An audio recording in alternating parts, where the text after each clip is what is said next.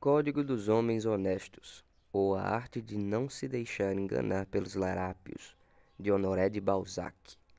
Quinta edição. Tradução de Léa Novaes. Apresentação de Flávio Moreira da Costa. Apresentação. Esplendores e misérias de um escritor enquanto jovem. Em 1825, Honoré de Balzac tinha 26 anos quando publicou este Código dos Homens Honestos.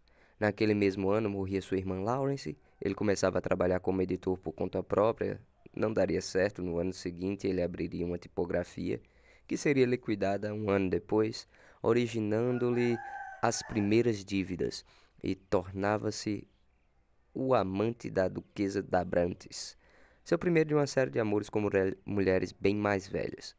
Com Madame de Berny, 20 anos mais velha que ele, se relacionaria por muitos anos. Não. Este Código dos Homens Honestos, ou A Arte de Não Se Deixar Enganar pelos Larápios, não era seu primeiro livro, pois desde 1820, com 21 anos, quando escreveu Cromwell, um drama em versos como era moda e mais 3 obras inacabadas e frustradas, ele já escrevia febrilmente, por algum tempo, até ficar famoso por volta dos 30 anos. Escreveu e publicou livros que atendiam ao mercado e que assinava com uma série de pseudônimos. Sim, escrevia para o mercado, ao gosto da época, histórias góticas influenciadas por Sir Walter Scott. Se alguém, ele no caso, quisesse saber como pulsava o mundo, precisava mergulhar seu imaginário no mundo do dinheiro. Essa experiência serviu-lhe de grande aprendizado. O jovem Balzac escrevia às pressas com muita rapidez e atendo-se a detalhes descritivos, quase obsessivos, exatamente como faria mais tarde com sua obra até hoje lida e estudada. A diferença é que a partir de Les Chalets, em 1829, e das obras posteriores, assinadas com seu nome, ele iria corrigir as provas à exaustão, até o ponto de reescrevê-las quase todas. Nos primeiros livros, ele não se dava ao trabalho de passar os olhos uma segunda vez. Esse retrato 3x4 do Balzac jovem, de 1825, contém em si mesmo o retrato em forma de grande painel do Balzac adulto, que ficou para a história. Primeiro, seu relacionamento vital energético, movido a doses grandes de café e uma rotina toda própria em que chegava a trabalhar 18 horas num dia com a palavra escrita, com o ato de escrever e criar. Segundo, seu relacionamento com as mulheres, em geral mais velhas e mais ricas do que ele e que tão importantes foram em sua vida. Terceiro, seu relacionamento de perdas e ganhos, mais perdas do que ganhos em relação a bens materiais.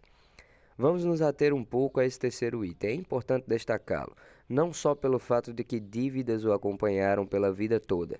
Balzac tinha despesas extravagantes, bem longe do bom senso recomendado por Descartes.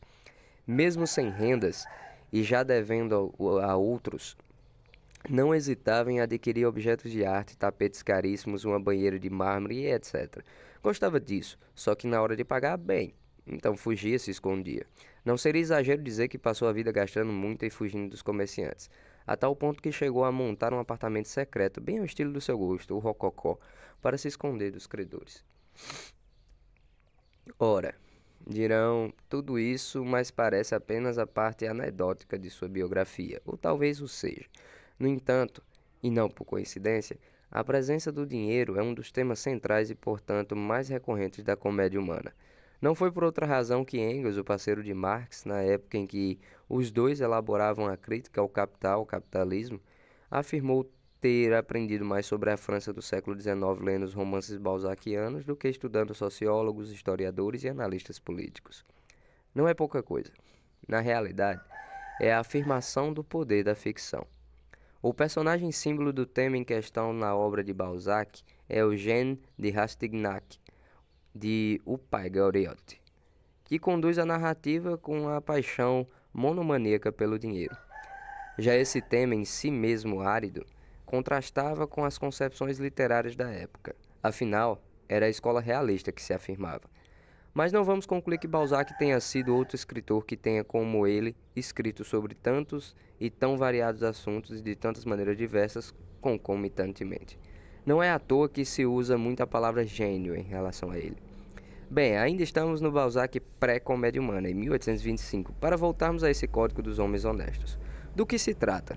Já vereis, caro leitor, que não se trata de ficção, muito menos de romance. É um manual de sobrevivência na selva da cidade grande. Imagine que Paris era tão grande que já passara dos 100 mil habitantes. Ou simplesmente manual, como ele mesmo classifica na introdução. O objetivo era ensinar como se livrar de golpes, roubos e outras armadilhas do mundo moderno de então. Esta obra terá só o defeito de mostrar a natureza humana sob um aspecto negativo, diz o autor. E antes, no começo, da introdução mesmo, ele vai direto ao assunto. Nos tempos que correm, dinheiro significa prazer, consideração, amigos, sucesso, aptidões e até inteligência. Esse doce metal pode ser objeto constante de amor e respeito dos mortais. Qualquer que seja a idade ou a condição de reis, a costureirinhas, de grandes proprietários, a imigrantes. No entanto, esse mesmo dinheiro, fonte de todos os prazeres, origem de todas as glórias, é também o objeto de todas as disputas. E aí entram os ladrões, larápios, golpistas de todos os matizes. Já naquela época, viver era muito perigoso e havia ameaças de roubos por todos os lados. Sem esquecer uma categoria profissional no auge da França pós-napoleônica, da Restauração, as prostitutas acostumadas a roubar seus clientes. Basta dizer que há, em Paris, 30 mil delas. Santo Deus, 30 mil. E Balzac passa a dar conselhos de como se precaver contra tantas ameaças. É claro que a maioria desses conselhos de nada serviria contra os golpes e achaques federais, municipais e estaduais do Brasil de hoje, por exemplo. Talvez alguns deles nos soem ingênuos, já que o mundo progrediu desde então, inclusive em matéria de roubos e golpes, não é mesmo? Código dos Homens Honestos é um livro de autoajuda avant l'alerta. Funciona como uma espécie de introdução temática ou nota de pé de página antecipada, se pudéssemos inverter a cronologia de autor ao que viria depois, ou seja, os grandes romances como Eugène Grandet, seu primeiro sucesso em 1833, O Pai Goriot, talvez a melhor introdução à comédia humana, Ilusões Perdidas e Esplendores e Misérias das Cortesãs, além dos demais títulos que viriam a compor esse imenso painel do romance do século XIX, que é a comédia humana. Divirtam-se, leitores, e cuidado com os ladrões escondidos pelos cantos da cidade grande.